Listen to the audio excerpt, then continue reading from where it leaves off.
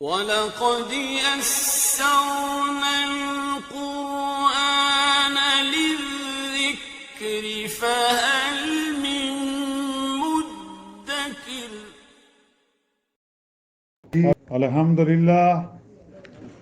الحمدللہ وکفیٰ وسلام علی عبادہ الذین اصطفیٰ، اما بعد فاعوذ باللہ من الشیطان الرجیم، بسم اللہ الرحمن الرحیم۔ تبارک الذی جعل فی السماء بروجا وجعل فیہا سراجا وقمرا منیرا۔ وہ ذات بہت عالی شان ہے جس نے آسمان میں بڑے بڑے ستارے بنائے اور اس میں ایک چراغ اور نورانی چاند بنایا۔ وَهُوَ الَّذِي جَعَلَ اللَّيْلَ وَالنَّهَارَ خِلْفَةً لِمَنْ أَرَادَ أَنْ يَذَّكَّرَ أَوْ أَرَادَ شُكُورًا۔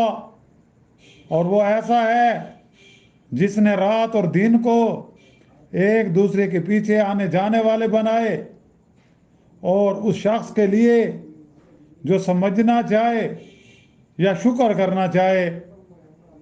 وَعِبَادُ الرَّحْمَنِ الَّذِينَ يَمْشُونَ عَلَى الْأَرْضِ هَوْنًا وَإِذَا خَاطَبَهُمُ الْجَاهِلُونَ قَالُوا سَلَامًا۔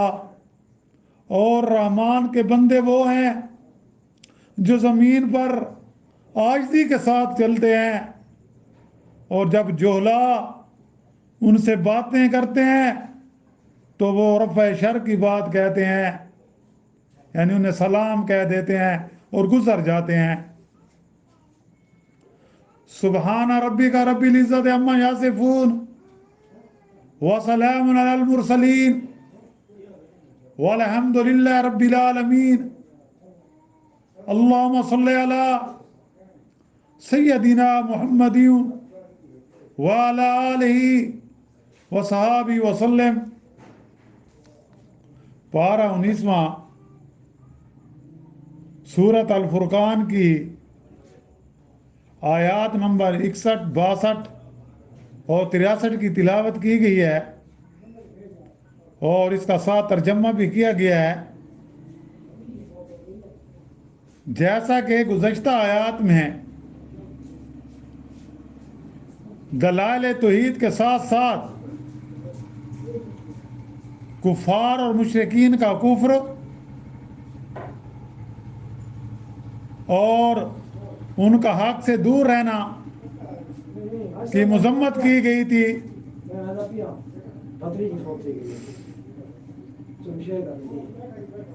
اللہ تعالی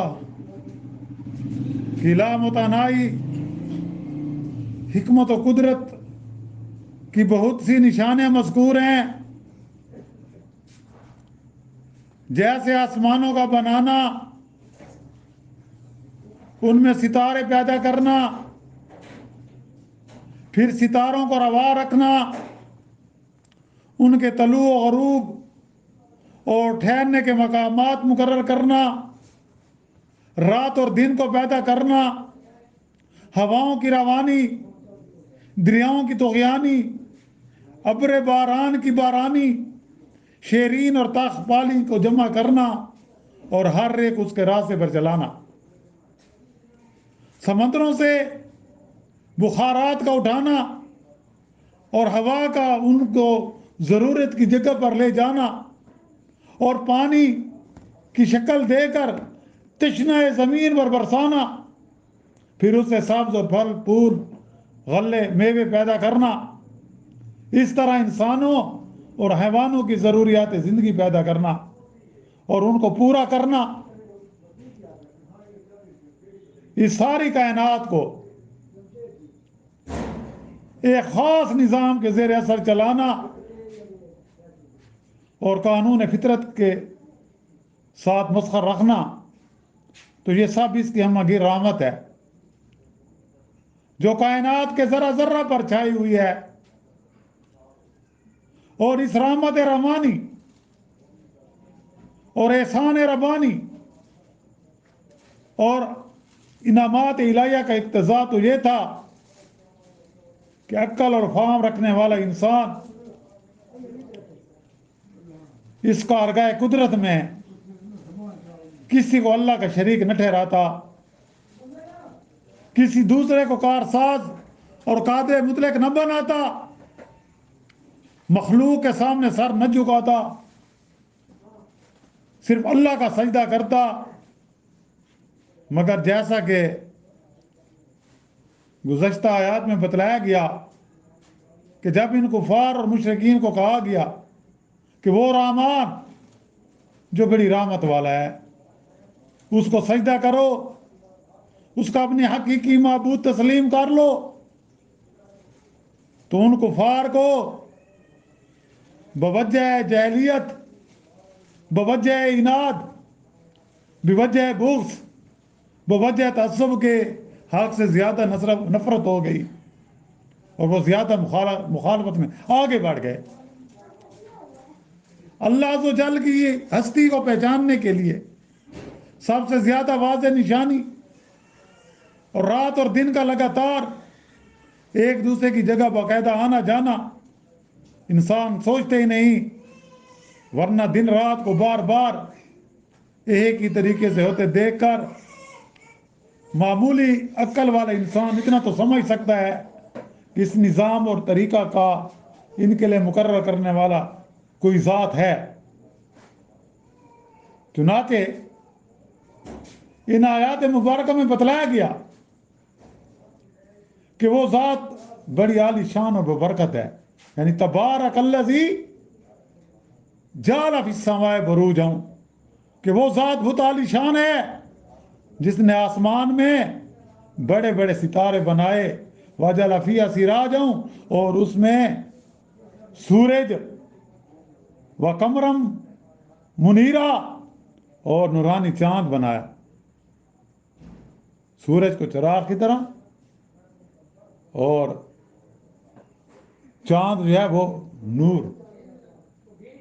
نورانی۔ تو اب ہم دیکھتے ہیں، جب ہم آسمان کی طرف دیکھتے ہیں بے شمار چمکتے ہوئے اجسام نظر آتے ہیں، ان میں کچھ چھوٹے ہیں کچھ بڑے ہیں۔ یہ ضروری نہیں کہ چھوٹے نظر آنے والے اجسام در حقیقت چھوٹے ہی ہوں، کیونکہ ان کے ظاہری حجم کا دار و مدار تو ان کے فاصلے پر ہے، جتنا فاصلہ زیادہ ہوگا اتنے وہ چھوٹے نظر آئیں گے۔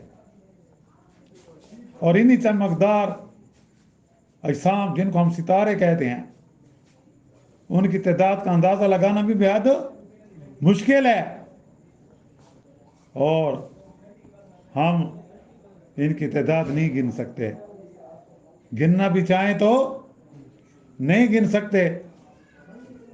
اور اس طرح قرآن حکیم نے اس جگہ بڑے بڑے ستاروں، سیاروں، چاند اور سورج کا ذکر کرنے کے بعد یہ بتلایا کہ قرآن کریم ان چیزوں کا بار بار ذکر اس لیے کرتا ہے کہ انسان ان کی تخلیق، ان کی حرکات اور ان سے پیدا ہونے والے اثرات میں غور و فکر کر کے ان کے پیدا کرنے والے اور ان کے چلانے والے اور ان کو قائم رکھنے والے کو پہچانے اور شکر گزاری کے ساتھ اپنے رب کی عبادت کرے، اپنے رب کی فرما برداری کرے۔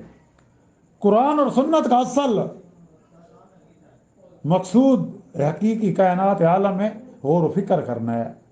قرآن مجید ہمیں غور و فکر کی دعوت دیتا ہے کہ ان آثار عجیبہ کو دیکھ کر انسان اس غیر محسوس قوت کا یقین کرے جو اس نظام کائنات کو چلا رہی ہے۔ وہ ہے تو کوئی تو ہے جو نظام ہستی نظام ہے اس دنیا کا نظام، کوئی ہستی تو ہے نا جو اس نظام دنیا کو چلا رہا ہے، اور اسی کا نام کیا ہے؟ اس ہستی کا نام کیا ہے؟ اللہ۔ آگے بتلایا گیا کہ اس آسمان میں ایک چراغ یعنی آفتاب اور نورانی چاند اللہ نے بنایا، جس کی وجہ سے ہماری اس دنیا میں دن اور رات کا ظہور ہوتا ہے۔ یہ سب اس قدر باقاعدہ نظام کے تحت حرکت کرتے ہیں کہ رات اور دن اپنے اپنے وقت پر ایک دوسرے کی جگہ آگے پیچھے ہوتے رہتے ہیں، اور اس طرح کبھی دن چھوٹے راتیں بڑی، کبھی راتیں بڑی دن چھوٹے۔ یہ نظام ایک کبھی بہار، کبھی خزاں، کبھی گرمی، کبھی سردی، یہ اللہ تعالیٰ کے بڑے احسانات ہیں. اور یہ جو کم عقل لوگ ہیں نا وہ ان پر غور و فکر نہیں کرتے، اپنے رب کو نہیں پہچانتے. یہاں آیات مبارکہ میں یہ بات قابل غور ہے کہ اللہ تعالیٰ نے اپنے مطیع، فرما بردار اور اطاعت گزار بندوں کو عباد الرحمن فرمایا. عباد الرحمن یعنی رحمان کے بندے. ویسے تو اللہ کے بندے سب بھی ہیں، کافر ہے وہ بھی اللہ کا بندہ ہے، مشرک ہے وہ بھی اللہ کا بندہ ہے، جو اللہ کو مانتا ہے وہ بھی اللہ کا بندہ ہے، جو اللہ کو نہیں مانتا وہ بھی اللہ کا بندہ ہے. کیونکہ سبھی کو اللہ نے پیدا کیا، سب کا خالق کون ہے؟ اللہ ہے. مگر یہاں مخصوص فرما بردار بندے مراد ہیں. عباد الرحمن سے مراد جو رحمان کے بندے ہیں، یعنی مخصوص بندے ہیں، جو مومن ہیں، جو متقی ہیں، جو سنت اور اللہ کے احکامات پر چلنے والے ہیں. تو معلوم ہوا کہ اللہ کے بندوں کو اپنے نیکوکاری ہی کے سبب بندگان خداوندی کہنے کا خصوصی حق ہے. پھر یہاں عباد اللہ نہیں فرمایا بلکہ عباد الرحمن فرمایا، حالانکہ عباد کے ساتھ لفظ اللہ عام طور پر زیادہ مناسب سمجھا جاتا ہے. مفسرین نے یہاں عباد الرحمن فرمانے کی وجہ یہ لکھی کہ تخلیق، تربیت، ابقاء وغیرہ تمام احسانات کی اصل علت رحمت الہیہ ہے. اگر حق تعالیٰ رحمان نہ ہوتے تو کائنات پیدا نہ ہوتی، یا پیدا ہوتی تو باقی نہ رہتی، یا باقی رہتی تو اس کی تربیت اور ترقی کے اسباب معدوم ہو جاتے. یہ اللہ کی رحمت ہے جو ہر انسان کی واحد کفیل ہے.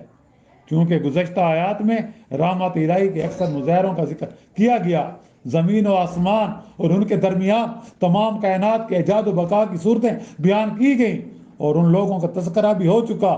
تو اللہ تعالیٰ کی رحمت، اس کے احسانات اور انعامات کے جو منکر تھے یعنی کفار و مشرکین، اس لیے اب ان کے مقابلے میں اس جگہ ان لوگوں کے اوصاف کا تذکرہ بھی ضروری ہوا جو اللہ کی رحمت اور اس کے احسانات اور انعامات کو تہ دل سے مانتے ہیں اور اس کے احسانات کا شکریہ ادا کرتے ہیں اور اسی پر ایمان کے ساتھ اس کی اطاعت اور فرمانبرداری کرتے ہیں، ان کے احکام اور مرضی کی پابندی لازم سمجھتے ہیں. ایسے صاحب ایمان بندوں کی دو صفات یا ان آیات مبارکہ میں ہوئی، یعنی زمین پر وہ عاجزی کے ساتھ چلتے ہیں، تکبر نہیں کرتے، فخر نہیں کرتے، اور جب کوئی جہل ان سے الجھے تو وہ جواب میں رفع شر کی بات کہہ کر علیحدہ ہو جاتے ہیں. ان کے ساتھ بات مباحثہ نہیں کرتے، ان کے ساتھ لڑائی جھگڑا نہیں کرتے، ان کے ساتھ مناظرہ نہیں کرتے، خاموشی سے اپنے راستے پر چلے جاتے ہیں. اللہ تعالیٰ ہم کو بھی اپنے احسان مند اور شکر گزار بندوں میں شامل فرمائے اور ہم کو وہ دل و دماغ عطا فرمائے جو کائنات کی ہر شے ہمارے لیے معرفت الہیہ اور قرب خداوندی کا ذریعہ بنے. یا اللہ اپنی لامحدود قدرت پر ہمیں یقین کامل عطا فرما. یا اللہ آپ اپنے خاص بندوں کو جو صفت و تواضع اور عاجزی عطا فرمائی ہم کو بھی اس نعمت سے محروم نہ فرما. ہمیں جہالت کے مقابلے میں رفع شر کی بات کہنے کی توفیق عطا فرما. یا اللہ جتنے بھی اس دنیا سے رخصت ہو گئے ہیں سب کی مغفرت فرما اور ان کے لواحقین کو صبر و جمیل عطا فرما. وآخر دعوانا ان الحمد للہ رب العالمین. اللهم ربنا آتنا في الدنيا حسنة وفي الآخرة حسنة وقنا عذاب النار وادخلنا الجنة مع الأبرار. يا عزيز يا غفار يا رب العالمين. رب اغفر لي ولوالدي وللمؤمنين والمؤمنات والمسلمين والمسلمات الأحياء منهم والأموات. ربنا تقبل منا إنك أنت السميع العليم وتب علينا إنك أنت التواب الرحيم. صلى الله تعالى على خير خلق محمد وآله وصحبه أجمعين برحمتك يا رب.